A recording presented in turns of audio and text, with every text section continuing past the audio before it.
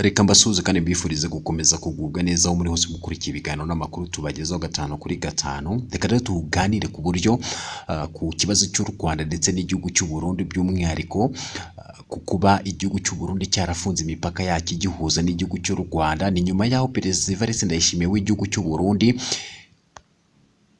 yashinje igihugu cy'u Rwanda gushyigikira, gufasha, gucumbikira umutwe wa Red Tabara urwanya ubutegetsi bw'igihugu cy'u Burundi, ndetse avuga ko igihugu cy'u Rwanda aricyo giha ubufasha bwose uriya mutwe wa Red Tabara urwanya ubutegetsi bw'u Burundi. Ibiro byanakomojeho n'ubundi bita biviramo kuba igihugu cy'u Burundi cyarafashe umwanzuro wo gufunga imipaka yacyo yose igihuza n'igihugu cy'u Rwanda, ndetse Perezida Evariste Ndayishimiye ubwo yari ari muri Kongo, muri Repubulika Iharanira Demokarasi ya Kongo, ari kugirana ikiganiro n'urubyiruko rusaga 500, yavuze ko yiteguye gutanga ubufasha mu gukuraho ubutegetsi bw'u Rwanda, agaragaza ko ubutegetsi bw'u Rwanda ari bwo bubi, ko abaturage ntacyo batwaye. Yavuze ko kandi yiteguye gutanga umusanzu mu kugira ngo urubyiruko rw'u Rwanda rubohorwe kubera ko ngo ruboshywe. Kuri ubu rero u Rwanda rwavuze ku gisebo Burundi bwakuye muri Kongo cyatumye bufunga imipaka. Uti bimeze bite rero? Umuvugizi wa guverinoma y'u Rwanda Yolande Makuru yagaragaje ko kuba Burundi bwarafashe icyemezo cyo gufunga imipaka yabwo n'u Rwanda bifitanye isano n'igisebe iki gihugu cyagize nyuma yo gupfushiriza abasirikare mu burasirazuba bwa Repubulika Iharanira Demokarasi ya Kongo.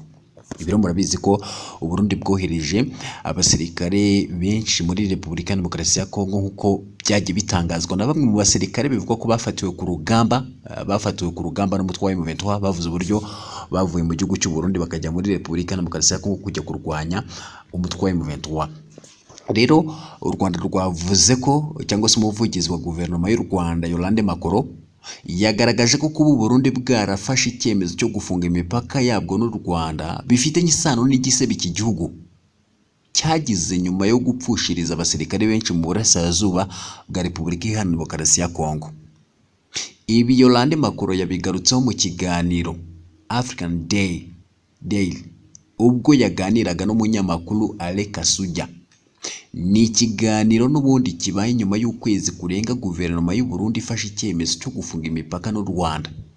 Makuru yavuze ko uyu mwanzuro wafashwe n'u Burundi udakwiye kuko uzagira ingaruka ku baturage babwo. Ati u Burundi bwafashe umwanzuro bwisangije wo gufunga umupaka wabwo n'u Rwanda, dutekereza ko bidakwiye.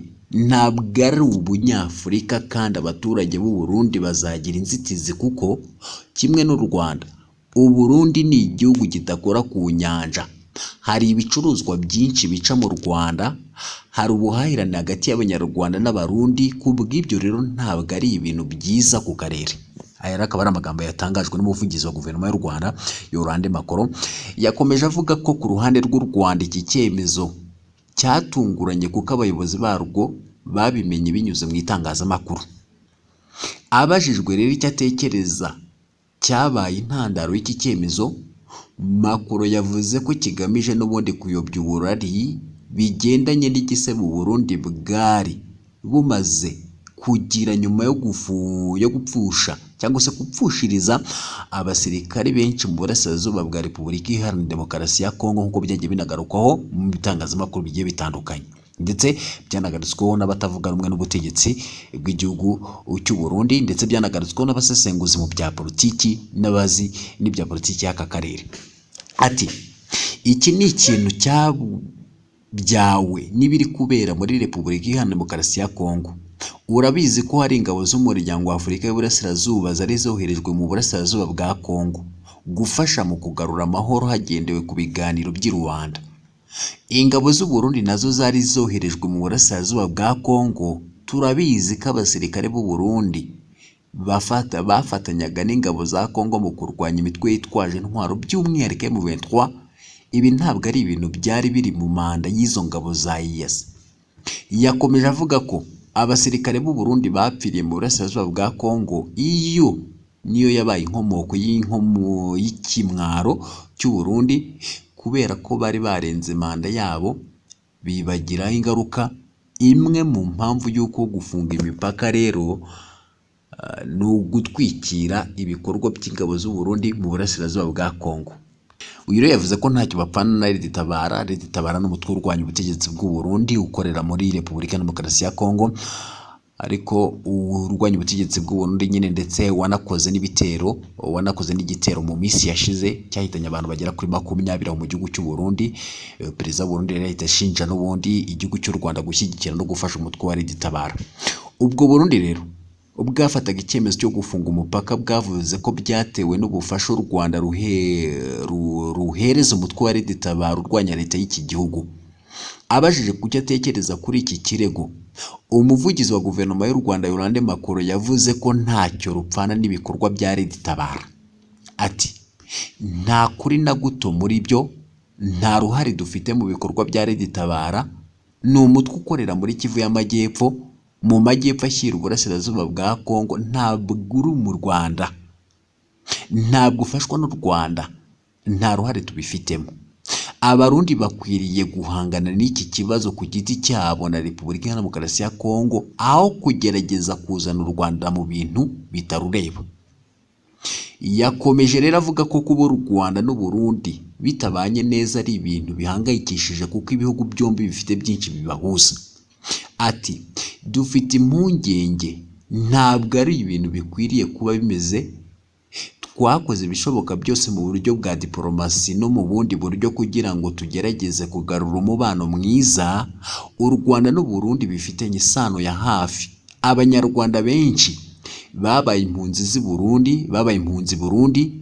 Ubu dufite abarundi b'impunzi mu Rwanda. Ni ikintu kitari gikwiye kuba cyarabaye. Yavuze ko twizeye ko kizakemuka kuko abantu bo mu karere bakeneye amahoro. Ibi bintu by'umutekano muke mu karere bimaze kurambirana. Dukwiriye kuba dutahiriza umugozi umwe kugira ngo abaturage bacu mu Rwanda n'u Burundi na Repubulika ya Demokarasi ya Kongo bagire amahirwe yo kubaho ubuzima butagira intambara n'amakimbirane, ubundi bagashyira imbere ibijyanye no guteza imbere akarere. Yolande Makoro rero yavuze ko u Rwanda ruhora rwiteguye kugirana ibiganiro mu gukemura ibibazo bitandukanye, gusa yemeza ko n'ibindi bihugu bikwiye gutera intambwe mu kubahiriza ibiba byaganiriwe. Ati icyo dushobora kwemera kuba nyirabayazana wacyo ni ukuganirwa kw'imiyoborere mu bindi bihugu, kuko turakora cyane kugira ngo u Rwanda rukorere Abanyarwanda.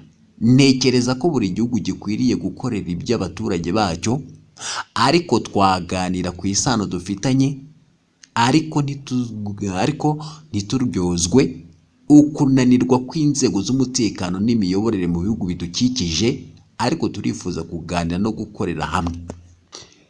Imipaka rero y'u Burundi n'u Rwanda yaherukaga gufungwa hagati ya 2015 na 2021. Kuva icyo gihe rero n'ubundi ibihugu byombi byiyemeje kuzahura umubano, ariko u Burundi bugatsimbarara ko bukeneye n'ubundi abashinjwa guhirika ubutegetsi bwa Pierre Nkurunziza bahungiye mu Rwanda, mu gihe u Rwanda rwerekanaga ko bihabanye n'amategeko mpuzamahanga agenga impunzi. Umuvugizi wa guverinoma y'u Rwanda kandi Yolande Makoro yagarutse ku itangazo ryashyizwe hanze n'Ubufaransa rivuga ko ibibazo by'umutekano muke mu burasirazuba bwa Kongo. Avuga ko nta muntu n'umwe uzi umuzi w'iki kibazo kurusha iki gihugu cyo mu Burayi. Bivuze ko nta muntu n'umwe uzi umuzi w'ikibazo cyo mu burasirazuba bwa Kongo kurusha igihugu cy'Ubufaransa. Uti bimeze bite rero? Kuri uyu wa kabiri Ubufaransa bwashyize hanze itangazo rivuga ko buhangayikishijwe n'imirwano irimbanyije mu burasirazuba bwa Kongo, by'umwihariko mu nkengero za Goma na Sake. Bwavuze ko M23 igomba guhagarika imirwano kandi ikava mu bice byose igenzura nk'uko biteganywa n'amasezerano ya Rwanda agena uburyo ibibazo byo mu burasirazuba bwa Kongo bigomba gukemuka. Ni itangazo rivuga ko nta bafasha M23 bose bagomba guhagarika ibyo bikorwa. Ati n'abafasha M23 bose bagomba guhagarika ibyo bikorwa. Bwasabye kandi guverinoma ya Repubulika ya Demokarasi ya Kongo guhagarika imikoranire n'umutwe wa FDLR wakoze jenoside mu Rwanda. Buti Ubufaransa burahamagarira imitwe yose yitwaje intwaro kuzishyira hasi igahagarika ibikorwa by'ubugizi bwa nabi. Bijyanye n'ibyo rero, Repubulika ya Demokarasi ya Kongo yiyemeje, igisirikare cya Repubulika ya Demokarasi ya Kongo kigomba guhagarika imikoranire n'umutwe wa FDLR ugizwe na bamwe mu barwanyi bakoze jenoside yakorewe abatutsi mu Rwanda ni mu mwaka w'1994. Umuvugizi wa guverinoma y'u Rwanda Laurent Makoro rero yavuze ko nta gihugu na kimwe kizi umuzi w'ibibazo byo mu burasirazuba kurusha Ubufaransa. Ati nta n'umwe uzi umuzi w'ibibazo n'amateka y'amakimbirane mu burasirazuba bwa Kongo kurusha igihugu cy'Ubufaransa. Ikiyongereye kuri ibyo, umuyobozi uriho ubu ukuriye ibikorwa byo kubungabunga amahoro bya Loni asobanukiwe neza aya mateka ndetse n'ibiri kuba mu burasirazuba bwa Kongo, rero nta rujijo rukwiriye kubaho. Umuyobozi rero mukuru ushinzwe ibikorwa byo kubungabunga amahoro mu biro by'umunyamabanga mukuru wa Loni wavugwaga na Laurent Makoro ni Jean-Pierre Lacroix, yagiye kuri uyu mwanya ku itariki ya 2 Mata 2017 asimbuye Hervé Ladsou. Uyu mugabo azi rero amateka yose ajyanye n'aka karere kuko ari mu bagize uruhare mu ishyirwaho rya Operation Turquoise yabererekeye abari abayobozi ba leta ya Habyarimana n'abasirikare bagahungira n'ubundi mu mashyamba ya Kongo nyuma yo kwica abatutsi mu Rwanda. Uyu mugabo rero yari umujyanama mu biro bya Minisitiri w'Intebe w'Ubufaransa. Abo bahunze rero bigizwemo uruhare na Operation Turquoise nibo bahindutse FDLR muri iki gihe. Uyu munsi rero FDLR ibarizwa mu gisirikare cya FARDC, no kuvuga igisirikare cya Kongo mu buryo bweruye, ndetse imikoranire yayo na leta yemejwe na Loni ndetse n'indi miryango ya Human Rights Watch, ariko MONUSCO yo yaryuminyeho ntiyagira ikibivugaho. Makoro yavuze ko umuzi w'ikibazo uramutse uranduwe, ikibazo kiri mu burasirazuba bwa Kongo ubwacyo kitazongera kubaho ukundi.